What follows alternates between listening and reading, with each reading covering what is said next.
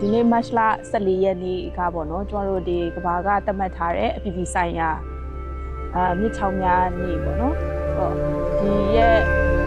ဒီကဘာပေါ်မှာဒီမြစ်ချောင်းများနေ့ဆိုပြီးတော့မှကျမလာခဲ့တာတော့ကျမဒီတစ်လောက်ဆိုရင်ဒါဒီနေ့အပါဆိုရင်တော့28ကြိမ်လောက်တော့ရှိပြီပေါ့နော်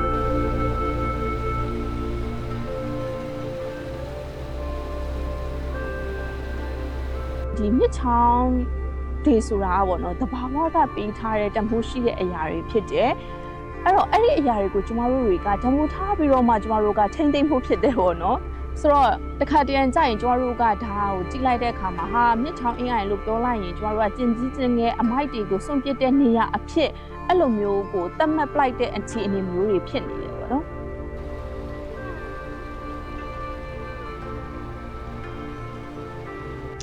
ဆိုတော့ကျွန်မအစောပိုင်းကကျွန်မပြောခဲ့တယ်လို့မျိုးပဲဒီ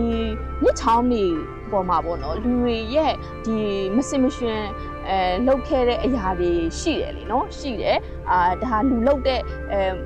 မကောင်းတဲ့အရာတွေရှိတဲ့အပြင်ကိုကျွန်တော်တို့မှာဘာလဲကြုံရလဲဆိုတော့ဒီမြစ်ချောင်းဒီအပေါ်မှာဒီစီမံကိန်းတွေလုပ်တယ်ပေါ့နော်စီမံကိန်းတွေလုပ်တယ်ဆိုတော့ကျွန်တော်တို့မျက်စိထဲမှာမြင်ကြည့်လိုက်မယ်ဆိုရင်တော့ဒီတာတမန်တွေတိဆောက်တာမျိုးတွေပြီးရင်ဒီမြစ်ချောင်းတွေထဲမှာကျွန်တော်တို့ရွှေကျင်နာရွှေတူးတာစသဖြင့်ပြီးရင်ကျွန်တော်တို့ဒီမြစ်ချောင်းအနီးတစ်ဝိုက်မှာရှိနေတဲ့ဒီနေရာတွေမှာကျွန်တော်တို့တယံဇာတထုတ်ယူသုံးစွဲရတယ်ဒီဟာတွေကလည်းပဲကျွန်တော်တို့ဒီမြစ်ချောင်းတွေအသက်ရှင်ရက်တည်ဖို့မြစ်ချောင်းတွေရှင်သန်ဖို့အတွက်ကိုဟန့်တားစေတဲ့အရာတွေဖြစ်တယ်ဆိုတာကိုလည်းပဲတွေ့ရတယ်ပေါ့နော်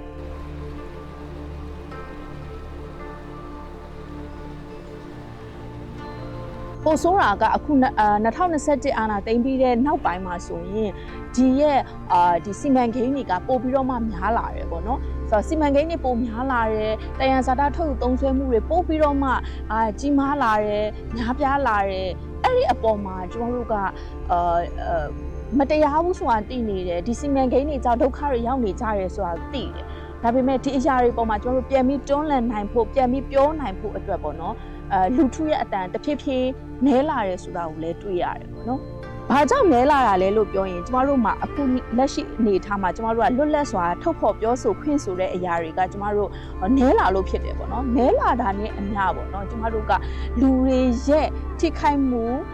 ဒီအပြင်သက်ရှိအရာအလုံးရဲ့ထိခိုက်မှုတွေကလည်းပိုပြီးတော့မှများပြားလာတယ်ပေါ့နော်။ဆိုတော့ဥပမာတစ်ခုကျမတို့ပေးချင်တယ်ပေါ့နော်။ပြီးခဲ့တဲ့နှစ်ဒီစက်တင်ဘာလကဆိုရင်ကျွန်တော်တို့နိုင်ငံမှာပေါ့နော်ရေကြီးရေရှမ်းတွေအရန်ဖြစ်ခဲ့တယ်ဆိုတော့အဲ့ဒီအရာကိုကျွန်တော်တို့ကြည့်မယ်ဆိုရင်ကျွန်တော်တို့ကမြစ်ချောင်းတွေအပေါ်မှာကျွန်တော်တို့ဒီတန်ဖိုးမထားဘူးမြစ်ချောင်းတွေကိုကျွန်တော်တို့ဒီတန်ဖိုးရှိအသုံးမပြုတဲ့အခါမှာအဲ့ဒီရဲ့နောက်ဆက်တွဲဆိုးကျိုးတွေကိုကျွန်တော်တို့ဒီခံစားရတာဖြစ်တယ်ပေါ့နော်ဆိုတော့ချောင်းတွေမြစ်တွေထဲမှာကျွန်တော်တို့တွေကရွှေတွေတူးခေါ်တယ်အဲ့ဒီအနီးတစ်ဝိုက်မှာရှိနေတဲ့တောင်တန်းတွေနေရာတွေမှာကျွန်တော်တို့ကတက်တူတွေတူးတယ်အဲ့ကနေစွန့်ပစ်လိုက်တဲ့မြေစာတွေကဒီရဲ့မြစ်ချောင်းတွေထဲမှာစီးဆင်းသွားတဲ့အခါမှာတဖြည်းဖြည်းနဲ့မြစ်ကျန်းပြင်းတွေချောင်းကျန်းပြင်းတွေဟာမြင့်တက်လာပြီးတော့မှတကယ်ဘောနော်မိုးရွာပြီဆိုရင်ဒါရေကြီးရေချမ်းတဲ့ဟာမျိုးတွေဖြစ်လာတယ်တကယ်ကိုဘောနော်နွေရာသီရောက်ပြီဆိုရင်မိုးခေါင်ရေရှားတဲ့ပြဿနာတွေဖြစ်လာတယ်ဆိုတော့ဒါတွေကကျွန်တော်တို့ဒီစီမံကိန်းတွေကြောင့်ဖြစ်လာတယ်ဆိုတဲ့ဟာပေါ့နော်ဒါကကျွန်တော်တို့ဒါဟိုလက်တွေ့တက်တည်ပဲဖြစ်ပါတယ်ပေါ့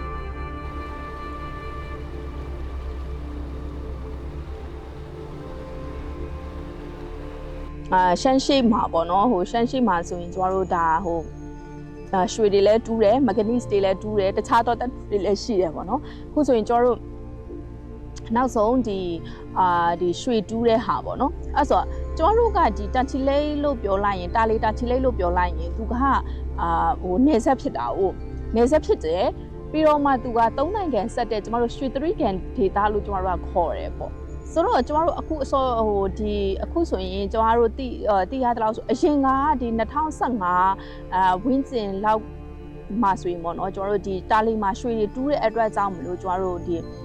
တောင်တွေပြိုတယ်မြေစာတွေဖုံးလွှမ်းတယ်ဆိုတော့ရွာတွေရွှေ့ပြောင်းရတယ်တစ်ဖက်မှာကြာရင်လေအဲ့ဒီရဲ့စွန့်ပစ်မြေစာတွေကနောက်ဆုံးကျတို့ဒီမြေခေါင်မြစ်ထဲကိုစီးဝင်တဲ့ဟာတွေလည်းရှိတယ်ပေါ့နော်မြစ်လက်တက်တွေကနေပေါ့နော်ချောင်းတွေမြစ်လက်တက်တွေကနေတစင်းဒီ